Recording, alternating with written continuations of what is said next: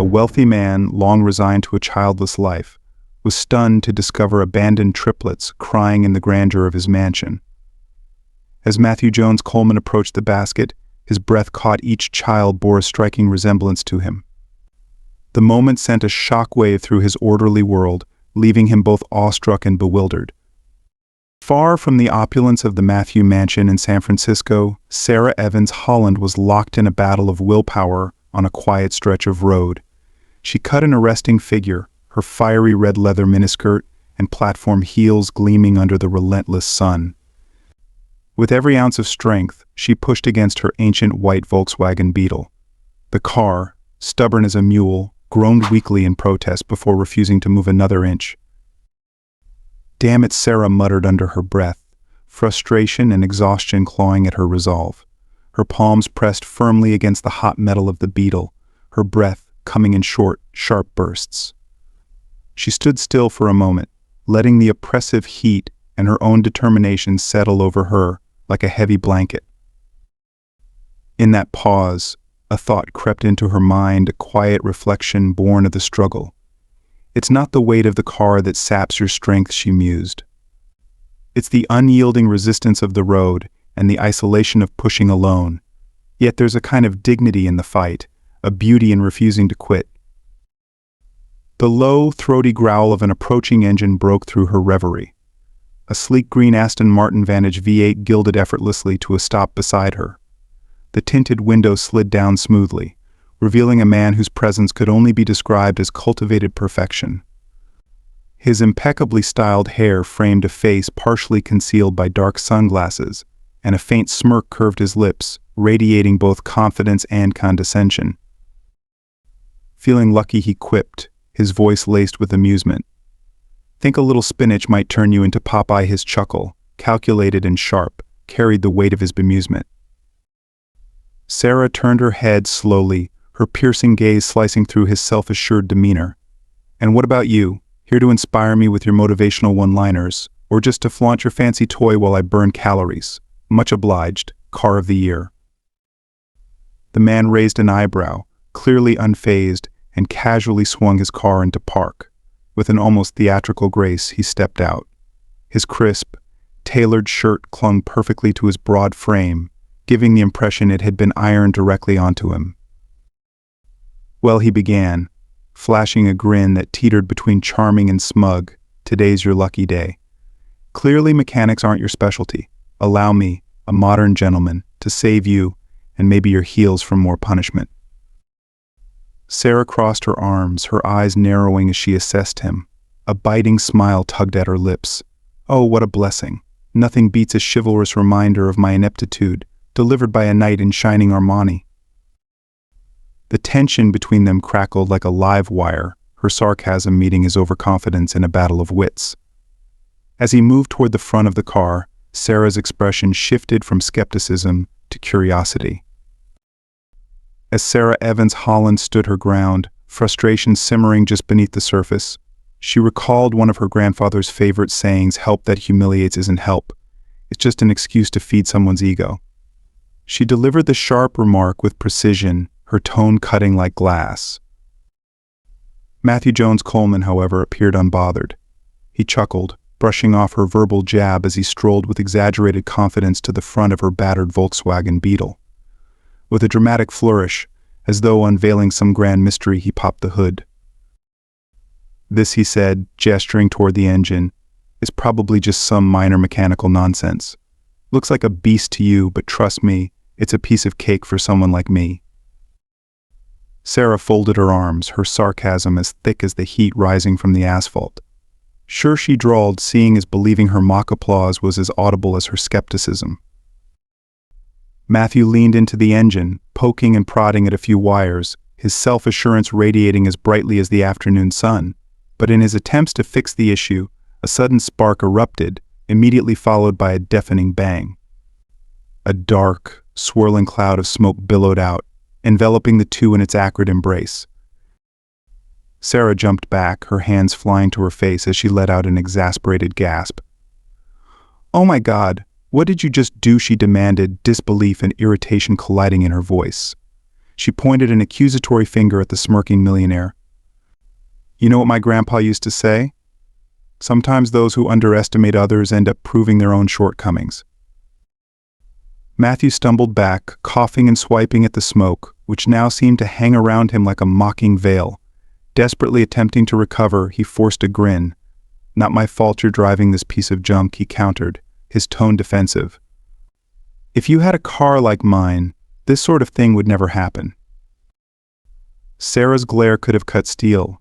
She crossed her arms, waiting as the last wisps of smoke dissipated. All right, Mr. Know-It-All, she snapped, her voice steady and cold. Since you just blew up my Beetle, I guess that makes me your responsibility now. We're stuck out here in the middle of nowhere, so you better figure out how to get me out of this mess. Matthew sighed heavily, running a hand through his perfectly styled hair in frustration. His regret for stopping in the first place was written all over his face. With a resigned shrug, he motioned toward his sleek green sports car parked a short distance away. Fine, he muttered, his voice tinged with annoyance. Let's go. But don't expect me to open the door for you, all right? Sarah arched an eyebrow, her gaze razor sharp. Her retort came swiftly, her tone laced with mock civility.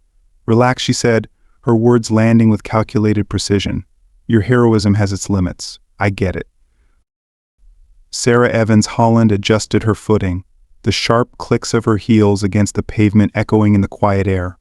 Matthew Jones Coleman, his hands stuffed casually into his pockets, ambled beside her, his stride deliberate and unhurried.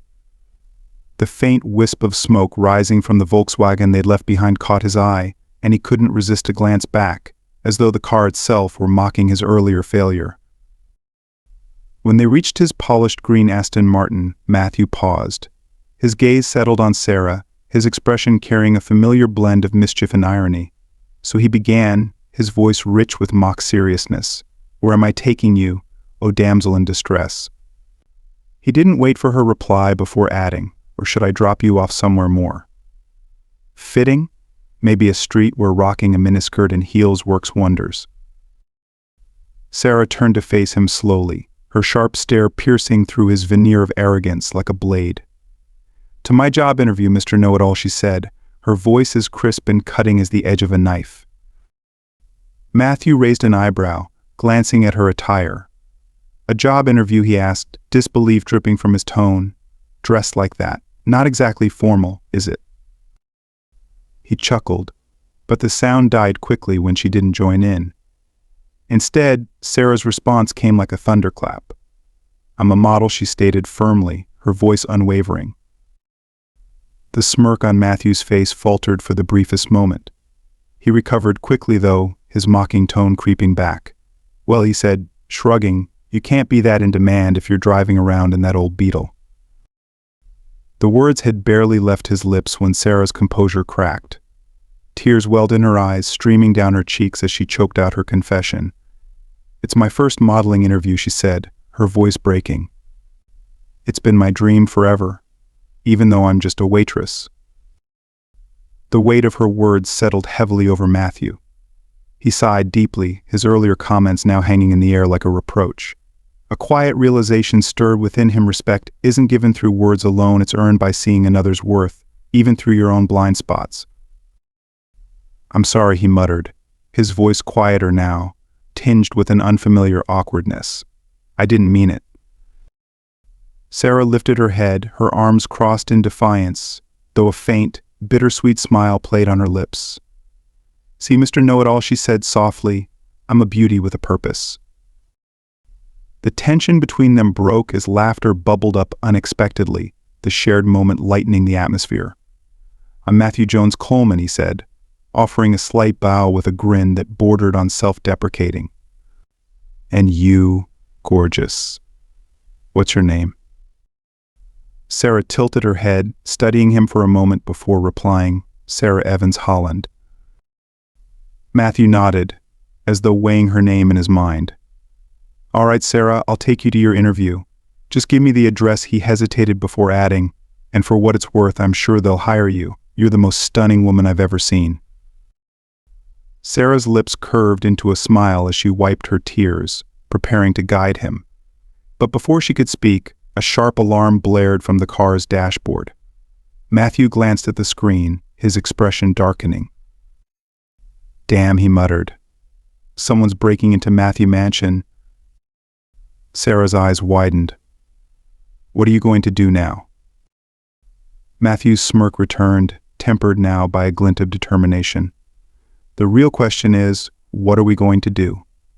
My mansion's close. We're heading there right now." The car roared to life like a beast unchained, pinning Sarah against her seat as Matthew navigated the streets with uncanny precision. She remained silent, her wide eyes fixed on him as she tried to process the sudden shift in their circumstances. Minutes later, they arrived at the mansion. The towering structure loomed against the skyline, its grandeur a stark contrast to the turmoil of the moment. Matthew parked with an air of command, his every movement deliberate. "Stay here," he said firmly, turning to Sarah. "I don't want anything to happen to you." "Why not just call the police?" Sarah countered, her voice rising. "Is it really worth risking your life over things?" Matthew shook his head. "The system alerts me first," he explained. "It's designed that way. I don't involve the police unless I'm certain someone's broken in." He paused, his gaze softening as he took her hand and pressed a reassuring kiss to her knuckles. "I promise I'll be careful," he added, his voice steady. As the security system beeped again, Matthew checked his phone. A wave of relief washed over him when he read the update: "No recent activity. Property secure." "Looks like whoever it was is gone," he said, exhaling deeply. Sarah's expression hardened with resolve. "I'm coming with you," she stated. Matthew hesitated, but the determination in her voice left no room for argument. Together, they stepped into the mansion, the faint hum of danger still lingering in the air.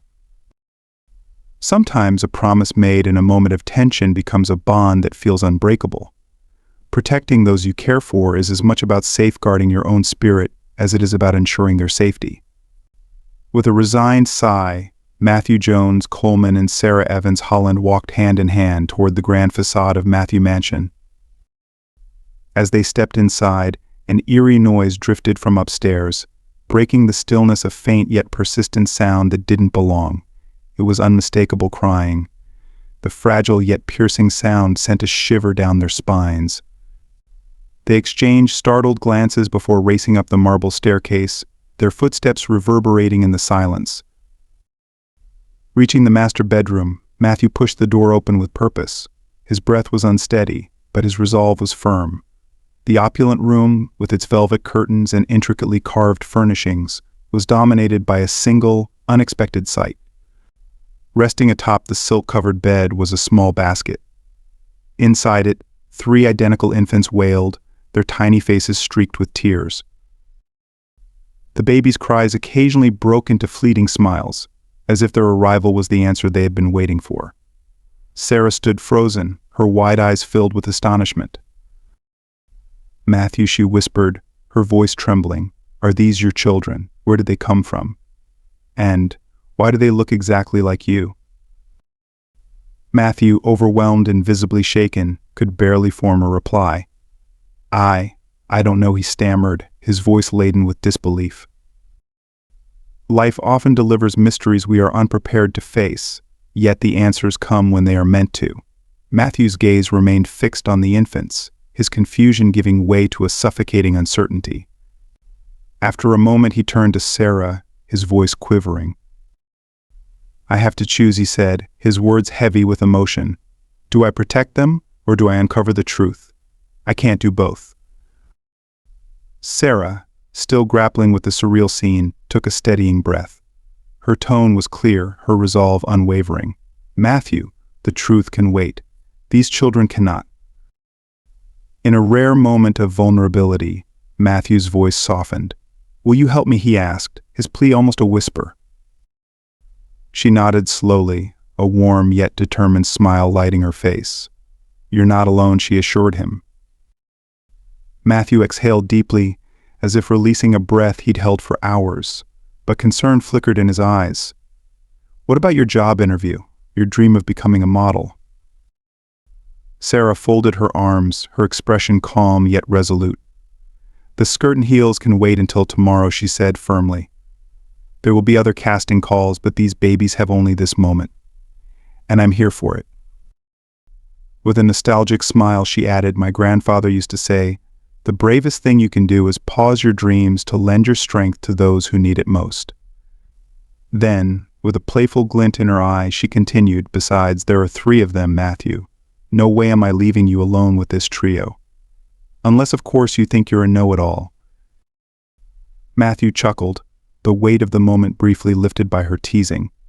"Let's take care of these little ones," Sarah said, leaning over the bassinet to examine the crying infants. Her keen eye quickly sized up the situation. "Matthew," she announced with a smirk, "this is a full-blown disaster zone.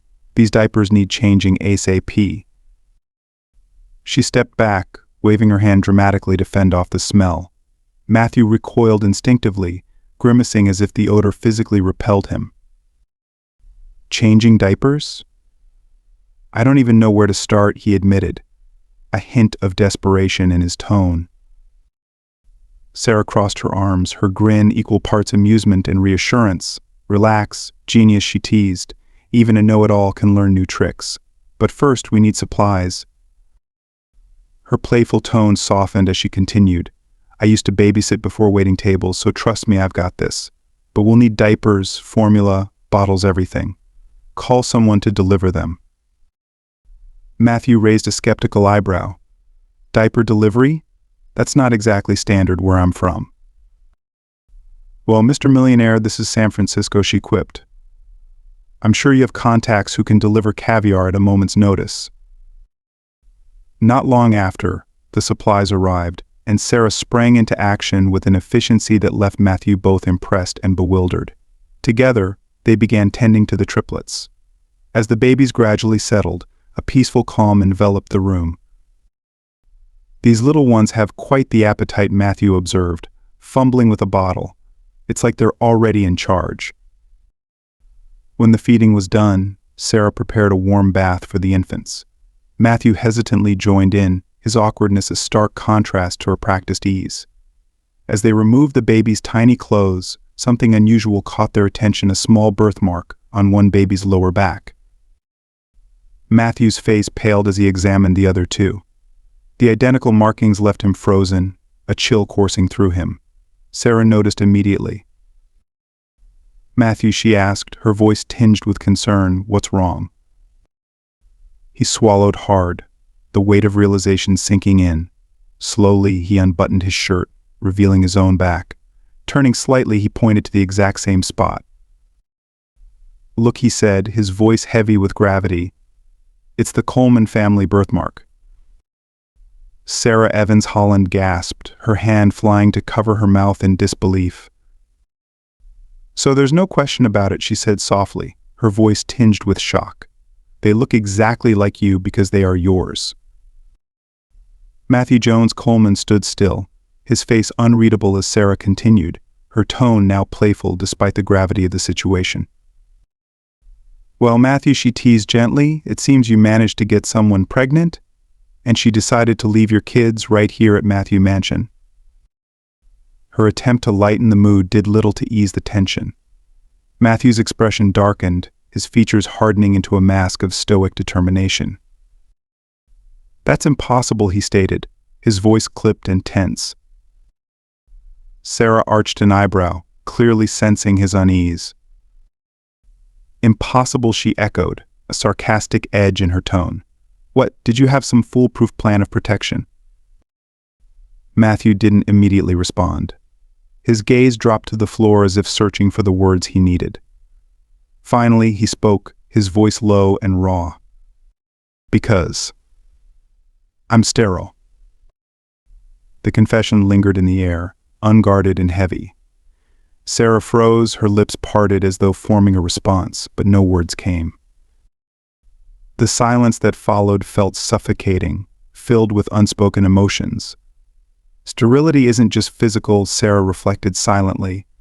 It's a challenge of the soul, forcing people to wrestle with the fragility of their beliefs and the uncertainty of their legacy. She exhaled deeply, as though trying to steady her thoughts, and finally looked up, her expression calm but resolute. "We need to check the footage," she said, her voice firm.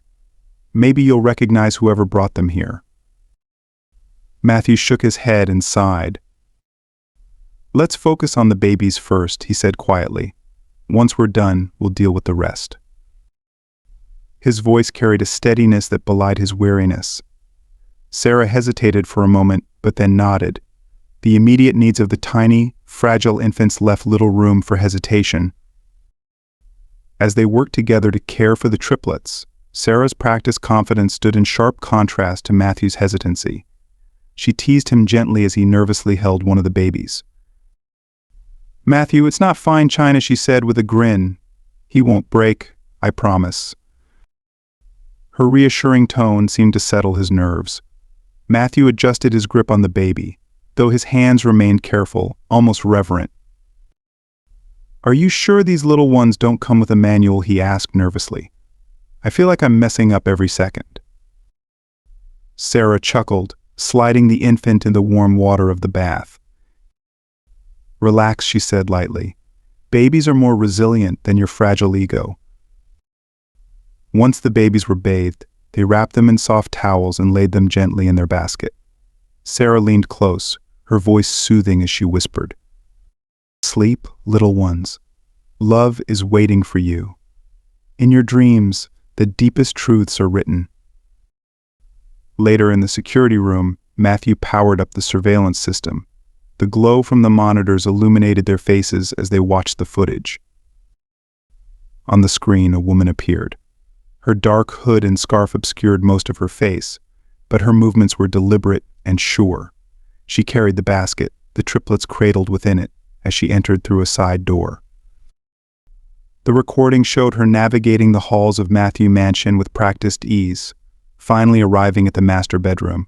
She gently placed the basket on the bed, but then she did something unexpected. From her bag, she retrieved a document and held it up to the camera. Matthew and Sarah leaned closer, straining to make out the bold text at the top of the page. "Pure Love Fertility Clinic Donor Registry." The clinic's logo stood prominently beside the heading. Matthew's eyes narrowed as he muttered, "What on earth?" The woman held the document steady for several moments, ensuring every detail was captured on camera. Then, without hesitation, she exited the room and disappeared from the footage. "Do you know that clinic?" Sarah asked softly, breaking the silence. Matthew didn't respond right away. His gaze remained fixed on the screen as if willing it to offer answers. Clarity, he realized, could be as unsettling as ignorance, exposing truths he wasn't ready to face. After a long pause, Matthew straightened and walked to the door. "Yes," he admitted quietly. "Unfortunately, I do. But this isn't a story I can tell sober. Let's go to the living room." He glanced at Sarah, whose steady presence seemed to anchor him. Together they walked down the hall, their steps measured but heavy with the weight of the unfolding mystery. Matthew Jones Coleman walked toward the living room, his stride deliberate and his face heavy with tension. Every step seemed burdened with thoughts he had tried for years to suppress. Behind him, Sarah Evans Holland followed in silence, reading the weight in his every movement. The softly lit room, adorned with minimalist decor, exuded a quiet calm, an ironic setting for what felt like a storm brewing. It seemed the perfect backdrop for a confession that could unravel everything. Without a word, Matthew poured 2 glasses of whiskey, handing one to Sarah. She accepted it, her curiosity evident, though she didn't take a sip. Matthew, however, downed a long gulp, as though the burn might steel him for the words he was about to say. "A few years ago," he began, setting the glass on the sleek coffee table, "I was diagnosed with an autoimmune condition. It wasn't life-threatening, but the treatment involved chemotherapy and some brutal medications. They warned me I'd likely become infertile." He paused, his voice catching slightly. It was devastating. Sarah settled into the sofa across from him, her expression a mix of empathy and anticipation. On my doctor's recommendation, I decided to freeze my sperm before starting treatment, Matthew continued, his voice quieter now, almost a whisper. The clinic I went to was a morpuro. He hesitated, as if grappling with the enormity of what he was about to say. After the treatment, I found out I was indeed infertile, but I didn't destroy the samples.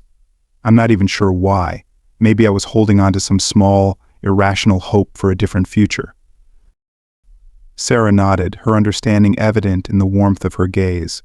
She spoke softly, her words careful. So how do you think those babies ended up here? Matthew exhaled deeply, his hands rubbing his temples as if the act might help him unravel the mystery. Finally, he lifted his eyes to Sarah, anguish etched across his face. It must have been a mistake at the clinic. An accidental implantation, he said, his tone almost disbelieving. My sample must have been used in the wrong procedure. Maybe the woman didn't know. She might have been trying to conceive with a specific donor, maybe even her partner. But when the babies were born and they didn't resemble the man she expected, she must have realized something was wrong. Sarah let his words settle, the weight of them palpable in the room. She spoke carefully, her voice threading reason with compassion. How could you prove something like that? Matthew leaned forward, his elbows on his knees, his gaze fixed on the floor, as though it might yield answers. The clinic has to have records details about the procedures, the samples they used, he said. That's the only way to piece this together. The silence that followed was thick, broken only by Sarah's gentle smile. It was a small gesture, but it carried a warmth that seemed to dispel some of the tension. As my grandfather used to say, she began, in a situation as uncertain as this, the value we'll find in seeking answers is directly tied to the courage we bring to the journey. Matthew looked up, meeting her steady gaze. The calm she exuded was like a balm to his fraying nerves. Let's hope your grandfather also had advice for what to do once we have those answers, he said, his attempt at humor tinged with a faint, genuine smile. For now, he added, his tone lighter but still weary, let's grab something to eat before the triplets wake up again, screaming for their bottles. Order something for delivery, Sarah suggested, leaning back slightly. But keep it light. I've got to maintain this supermodel figure. Her playful remark elicited a laugh from Matthew, and for a brief moment, the storm clouds that had gathered around them seemed to part. As dawn broke, Matthew Jones Coleman, weary but resolute, reached for his phone. His tired eyes, sharpened by determination, locked on the task at hand. He dialed the number of a reputable private detective agency, intent on unraveling the mystery surrounding the fertility center. After providing a concise summary of the situation, he assured the agency he would send the necessary recordings and documents promptly. The agency, in turn, guaranteed to treat the matter with utmost priority and discretion. Without hesitation, Matthew made another call, this time summoning his trusted lawyer to the mansion. Soon, the room was heavy with a charged stillness, as if bracing for the weight of impending revelations. Matthew stood tall, his posture firm despite the uncertainty hanging over him. Nearby, Sarah Evans Holland sat quietly, her gaze fixed on him with quiet concern. At her side rested the basket of triplets, a poignant reminder of the stakes at hand.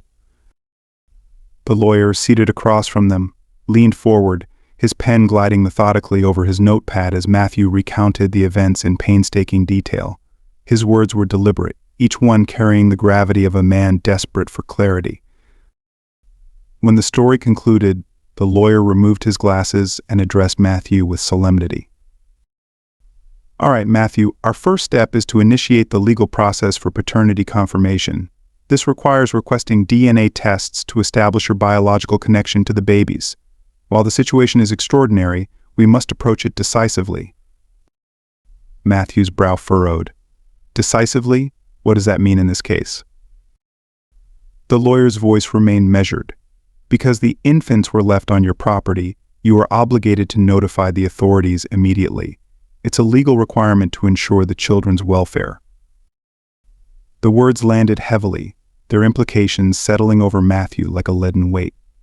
He nodded slowly, his mind racing to process the responsibilities now thrust upon him. "So I have to call the police?" he asked, his voice laden with reluctance. The lawyer confirmed with a slight nod, his expression unwavering. Breaking the tense silence, Sarah finally spoke. Her voice, though soft, carried a quiet authority that cut through the room like a clear bell. "I can't explain it," she began, her tone steady, "but it feels like the rules we create to define justice sometimes miss the essence of what it truly is. Real justice doesn't always need laws to protect what's right." Her words lingered, reverberating in the space between legal jargon and moral reflection. The lawyer paused, his pen hovering midair, as if the weight of her statement had momentarily stilled his thoughts. Matthew turned to Sarah, her insight piercing through the haze of logistics and obligations. For a brief moment, her clarity illuminated the path ahead, one-lined not just with legal battles but with the unyielding resolve to protect the innocent. Matthew Jones Coleman stared at Sarah Evans Holland, visibly affected by her words. Her calm conviction filled the room, cutting through the tension. Across from them, the lawyer hesitated mid-note, acknowledging the weight of her sentiment with a contemplative pause. Matthew exhaled deeply, dragging a hand through his hair, disheveling it in frustration. The fragile quiet of the moment shattered abruptly as the unmistakable hum of patrol cars pulling into the driveway broke through the stillness. The flashing blue and red lights seeped through the expansive windows, painting the walls in waves of pulsating radiance. Though the sirens were silent now, their presence was deafening in its implication. Matthew sprang up from the couch, his expression a mix of disbelief and panic. Beside him, Sarah tightened her grip on the basket, clutching the triplets, as if her arms alone could shield them from what was about to unfold. Her lips pressed into a thin line, her eyes brimming with unspoken defiance. The front door burst open with a sharp crack, revealing 2 uniformed officers and a social worker. Their purposeful strides carried an air of authority, their presence both resolute and unyielding.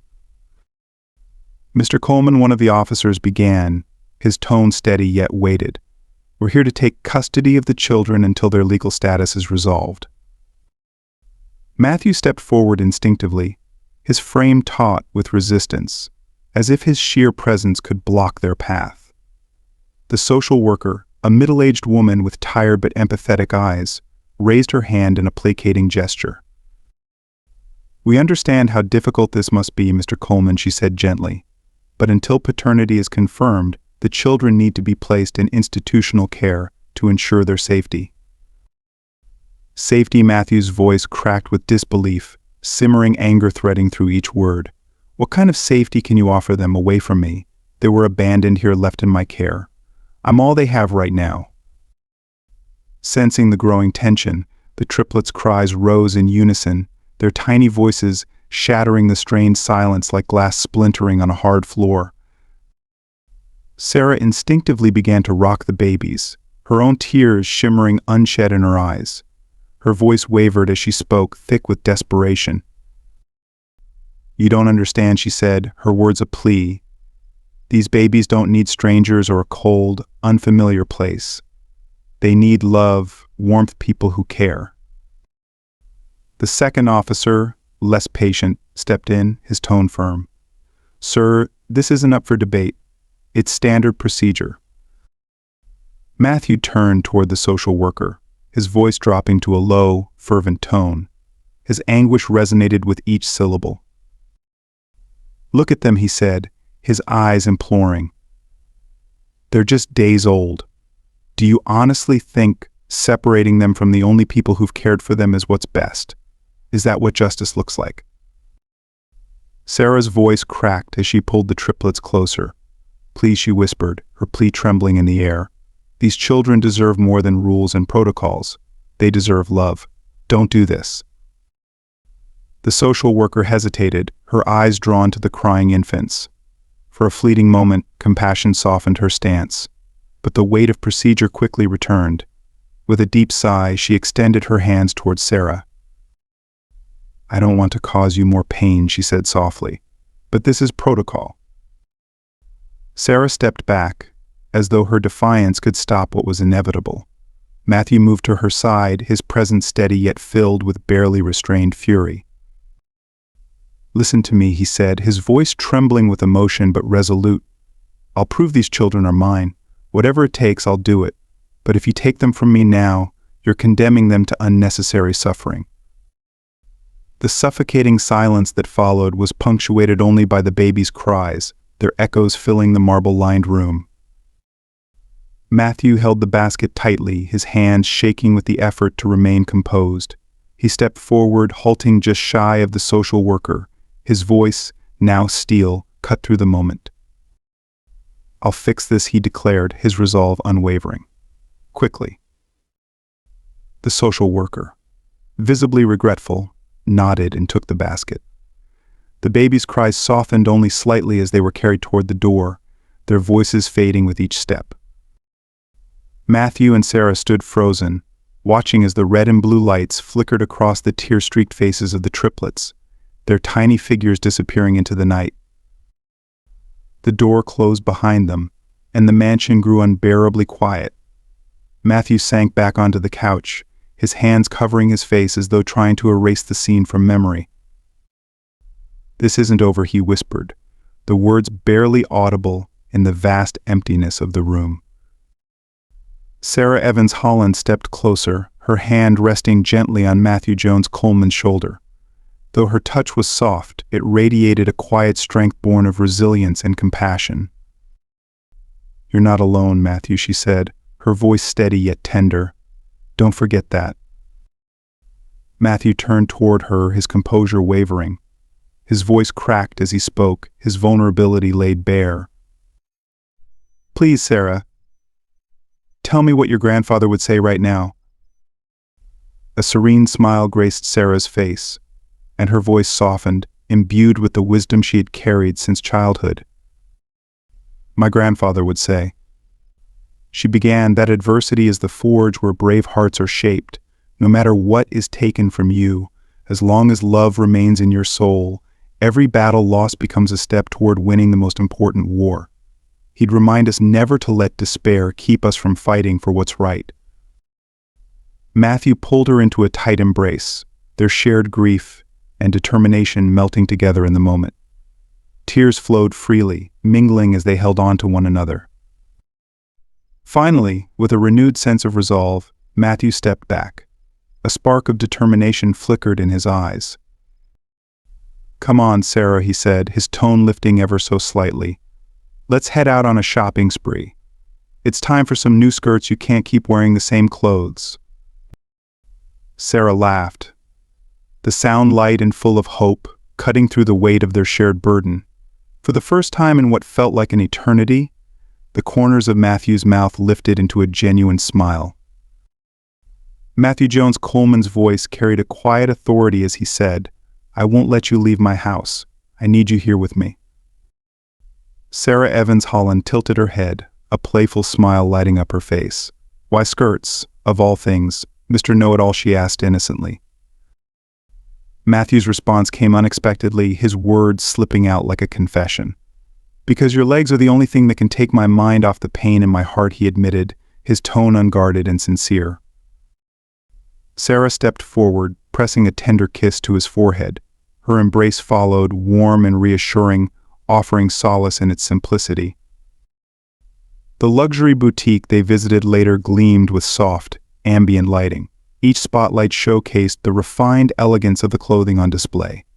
Matthew sank into a plush velvet chair, his gaze fixed on Sarah as she floated in and out of the fitting room. Each time she emerged, she was draped in a different ensemble of skirts, blouses, and heels, her poise captivating. "How does this look?" she asked, stepping out in a chic black skirt paired with a crimson blouse that perfectly accentuated her figure. She spun lightly, the fabric twirling gracefully around her. Matthew couldn't hide his admiration. Resting his chin in his hand like a discerning judge, he offered her a smile filled with warmth. "You look absolutely stunning," he said, his voice softened by genuine appreciation. "You're my favorite model, Sarah, the cover star of the magazine in my heart." Sarah chuckled, brushing his comment aside with a light laugh. She retreated back to the fitting room, ready to try on yet another outfit. From his seat, Matthew watched her with a mix of tenderness and relief. For the first time in days, the heavy cloud of recent events seemed to lift, replaced by fleeting but cherished moments of normalcy. Afterward, they found themselves at a secluded table in a quiet restaurant. The twinkling city lights of San Francisco stretched out before them like a tapestry of stars. Sarah was midway through savoring her pasta when a thought suddenly struck her. She looked up, her face a blend of embarrassment and urgency. "Matthew, I completely forgot about my beetle," she blurted out, her voice tinged with concern. Matthew raised an eyebrow, setting his wine glass down. A flicker of amusement played across his face. "That rusty old thing," he teased, his grin widening. "I'll buy you any car you want." Sarah's smile faltered slightly. She shook her head, her expression softening with sentiment. "That rusty old thing was my grandfather's car," she said quietly. Her voice trembled at the edges, carrying the weight of a cherished memory. Matthew's expression shifted instantly. Her words hit him like an unexpected wave, silencing him for a moment. He looked down briefly, his throat tightening. When he finally met her gaze, it was with a determined light in his eyes. "I'll take care of it right away," he said firmly, his voice resolute. Reaching for his phone, Matthew continued, "I'll call a tow truck and have it taken to the best repair shop in town. I want them to restore it completely and make it look brand new."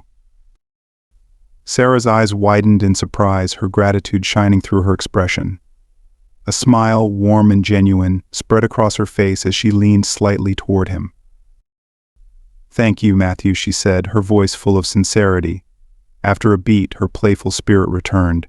"You're such a wonderful human being and my favorite know-it-all." Matthew chuckled at her teasing, but the affection in her tone lingered, deepening the bond between them as they sat amidst the glow of the cityscape. A few hours later, Matthew Coleman's sprawling mansion felt emptier than ever. The absence of the triplets, now in the custody of the authorities, left the luxurious estate hollow, its grandeur overshadowed by an aching void. Matthew and Sarah Holland sat together in the expansive living room, their shared sadness palpable, cloaking the space like an invisible fog. Neither spoke, their silence heavy with unspoken worry. The stillness was broken by the sudden trill of Matthew's phone. He glanced at the screen and quickly answered. It was the detective. "Mr. Coleman," the detective began, his tone measured and professional, "we've confirmed everything about the clinic's error." Matthew gripped the phone tightly, his breath shallow as he listened. "The clinic admitted to a mistake during the implantation process. Your sperm sample was unintentionally used for a patient who intended to conceive children biologically hers and her husband's, who was African American. When the triplets were born, clearly Caucasian, the error became undeniable." Matthew closed his eyes, inhaling deeply in an effort to steady himself against the tidal wave of emotion surging within. "And the mother?" he asked, his voice low but firm. The detective's answer was deliberate, almost apologetic. "The biological mother is the same woman who brought the triplets to your home. Our investigation revealed she was furious when she realized the error. She and her husband left the country that same day, seeking alternative reproductive options in Europe. It appears she has no intention of returning or pursuing custody." The words hung in the air, each syllable carrying a weight that seemed to press down on Matthew. After the call ended, Matthew immediately contacted his lawyer, his mind racing with possibilities. "Matthew, this changes everything," the lawyer said after hearing the update.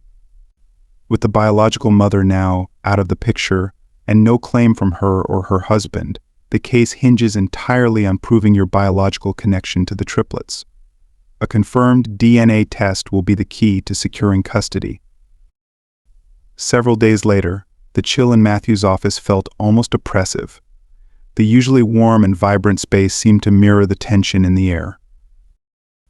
Matthew stood before Sarah, her presence a quiet anchor amid his internal storm. She wore a stylish new skirt, her demeanor calm but her eyes filled with concern as she observed him. Matthew's hands were clasped tightly together, his knuckles white with the strain. His gaze remained fixed on the sealed envelope sitting on the desk between them. "Are you not going to open it?" Sarah asked gently, her voice barely above a whisper. Matthew shook his head faintly, his eyes never leaving the envelope, as though it contained not just information, but the answer to a question that could redefine his life. "It's strange," he murmured at last, his deep voice trembling with the weight of his emotions. "It feels like everything I am rests inside that envelope." A few hours later, Matthew Coleman's mansion exuded a profound emptiness. The absence of the triplets, now in the care of authorities, left the opulent home feeling hollow, stripped of its warmth and purpose. Matthew and Sarah Holland sat silently in the grand living room. The air around them felt heavy, laden with the weight of uncertainty and sorrow. Breaking the stillness, Matthew's phone rang, shattering the somber quiet. He answered quickly, his voice steady despite the turmoil within. On the line was the detective. "Mr. Coleman," the detective began, his tone clear and professional, "we've confirmed all details regarding the clinic's mistake." Matthew tightened his grip on the phone, his breath catching slightly. "The clinic admitted to an error during implantation," the detective explained. "Your sperm sample was mistakenly used for a patient intending to conceive children biologically hers and her husband's, who is African American. When the triplets were born, clearly Caucasian, the error became apparent." Matthew closed his eyes, exhaling deeply as he tried to process the revelation. "What about the mother?" he asked, his voice low but firm. The detective hesitated briefly before continuing. "The biological mother is the same woman who left the triplets at your mansion. Our investigation revealed that she was furious upon discovering the mistake. She and her husband left the country that same day, heading to Europe for alternative reproductive options. It appears she has no intention of returning or claiming custody." The words hit Matthew like a thunderclap, both clarifying and complicating the situation. After the call ended, Matthew wasted no time dialing his lawyer. The urgency in his tone conveyed the weight of the update. "Matthew, this is a game changer," the lawyer said, his voice laced with cautious optimism. "With the biological mother out of the country and no custody claim from her or her husband, the case hinges solely on proving the triplets share your DNA. The odds are now in your favor." Days later, Matthew's office felt uncharacteristically cold. He stood before Sarah, her calm presence grounding him as he wrestled with his emotions. She wore a chic skirt that reflected her poise, but her expression was soft with concern. Matthew's hands were clasped tightly, his knuckles white as he stared at the sealed envelope resting on his desk. It seemed to hold the power to define his entire world. "Are you not going to open it?" Sarah asked gently, her voice barely more than a whisper. Matthew shook his head slightly, his gaze fixed on the envelope as though it might detonate with the slightest touch. "It feels strange," he finally murmured, his voice trembling under the weight of his words. "Everything I am seems to rest in that envelope." He hesitated for a long moment before finally reaching for the envelope, his hands trembling as he tore it open. The sound of ripping paper seemed deafening in the quiet room, amplifying the tension between them. Carefully, Matthew unfolded the document, his eyes scanning the printed lines with growing urgency. Suddenly, his hands froze, the paper quivering visibly in his grasp. "What does it say?" Sarah asked, her voice gentle yet filled with anticipation. Matthew let out a sharp exhale, as though releasing a breath he hadn't realized he was holding. Closing his eyes for a brief moment, he reopened them with a spark of emotion that lit up his face. "They're mine," he whispered, his voice quiet but carrying an undeniable strength. Sarah raised a hand to her mouth, tears spilling over as she stepped closer, collapsing into his arms. "They're my children," Matthew repeated, his voice steadier now, as though each word rooted him in this newfound truth. In that moment, the weight of uncertainty gave way to an overwhelming sense of purpose. A month later, Matthew stood by the large windows of the mansion, gazing out at the horizon. His posture was resolute, as though finally grasping the magnitude of what he had fought so tirelessly to achieve. Sarah, radiant and composed, stood nearby. Her elegance was effortless, her calm presence a quiet strength beside him. Across the room, their lawyer flipped through documents with meticulous care. His furrowed brow showed concentration, but his occasional glances at Matthew carried a mix of curiosity and hope. The sound of the doorbell shattered the stillness, reverberating through the mansion like an announcement of destiny. Matthew and Sarah exchanged a look, a ripple of anticipation running through both of them. "This is it," Sarah whispered, her voice trembling with both excitement and nerves. Matthew didn't respond. Instead, he moved toward the door with deliberate steps. Though his face was composed, his posture betrayed the storm of emotions within. Pausing at the door, he took a deep, steadying breath before opening it. The movement was controlled, but his hands trembled slightly as he gripped the handle. Standing on the threshold were two uniformed officers and a social worker. In her arms was a basket, from which the soft cries of babies emerged. One of the officers stepped forward, speaking with respectful gravity. "Mr. Coleman, we are here to deliver your children." For a moment, Matthew froze, his heart pounding wildly. His hands trembled as he reached out for the basket, his emotions threatening to spill over. Inside were the triplets, their tiny cries piercing yet grounding. As their small bodies were placed into his arms, Matthew felt as though the world had stopped spinning.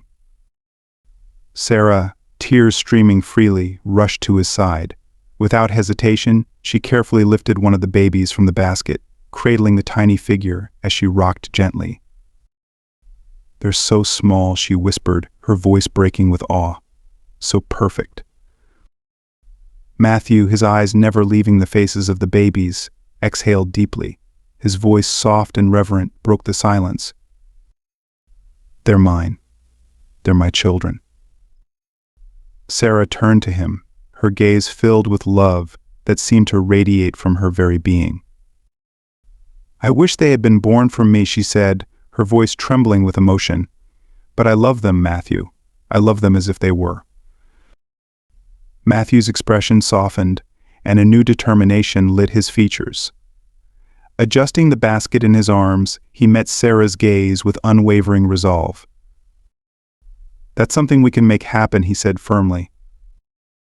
Sarah gasped, her heart pounding as tears of joy streamed down her cheeks.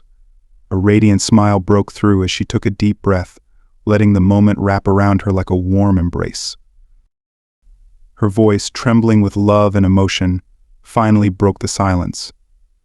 "Yes, of course, yes," she exclaimed, the words escaping in joyful bursts. "And Matthew," she added with a soft laugh through her tears, "when I saw you pushing my car that day, I thought to myself, the handsome, cocky guy is going to be mine, even if I have to hike up my miniskirt just a little." The room erupted in laughter. Even the lawyer, who had been a silent observer, couldn't suppress his chuckles. Finally breaking the moment, he grinned and said, "Well, I have to admit, this is, without a doubt, the most heartwarming case I've ever handled." Laughter filled the space again, the sound of joy uniting them. It wasn't just a celebration of their legal victory, it was the birth of something much more profound, a family. Still smiling, the lawyer added with a playful tone, "Matthew, Sarah, you've won more than just a case today. And for the record, I'm officially nominating myself as the best man at your wedding and the godfather to those adorable triplets." Now they were truly a family. Sarah glanced at Matthew, her expression glowing. "As my grandfather always reminded me," she said softly, "a true home isn't built with bricks or wealth, but with patience, love, and the willingness to share your soul with those who matter most." Matthew turned to her, his voice warm with admiration. "Sarah, even as a model, you've stayed completely true to who you are." Her smile deepened, her eyes sparkling with gratitude. Matthew gestured subtly to the lawyer, who rose with a knowing grin and crossed the room. From a nearby shelf, he pulled out a magazine, flipping to reveal its cover. There she was, Sarah Evans Holland, radiating elegance and confidence in a stunning golden miniskirt and high heels.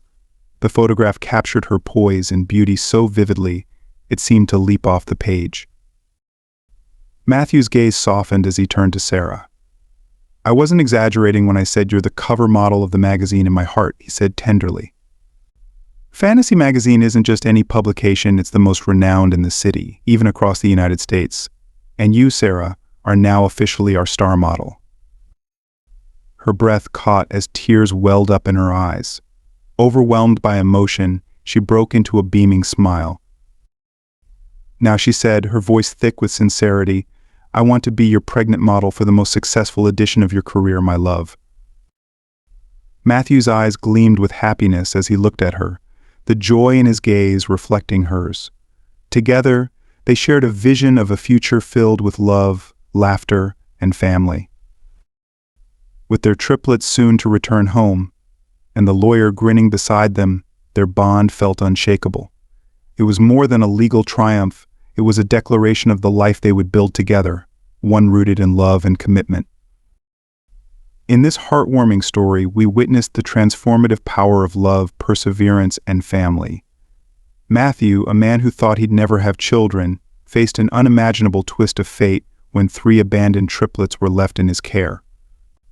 Alongside Sarah, whose strength and compassion never wavered, they navigated legal battles, emotional hurdles, and life-altering decisions. From uncovering the truth behind the triplets' origins to solidifying their bond through mutual trust and unwavering support, the journey wasn't just about claiming paternity, it was about creating a home filled with love and hope. The story reminds us that family isn't defined by blood alone, but by the sacrifices we make and the love we give. Matthew and Sarah's journey wasn't just about finding answers, it was about discovering their purpose, building a foundation for the triplets, and choosing to walk life's path together as a family. If this story touched your heart, please show your support by liking this video. Your appreciation helps us continue sharing meaningful stories like this one. Subscribe to our channel to stay updated on more heartfelt narratives that inspire and connect us all. We'd also love to hear from you. Leave a comment below sharing your thoughts about this story. What part resonated with you the most? Have you ever experienced a moment where love and courage transformed your life? Your words not only help build our community, but also encourage others to open up and connect. Lastly, don't forget to share this video with friends and family who would appreciate its powerful message.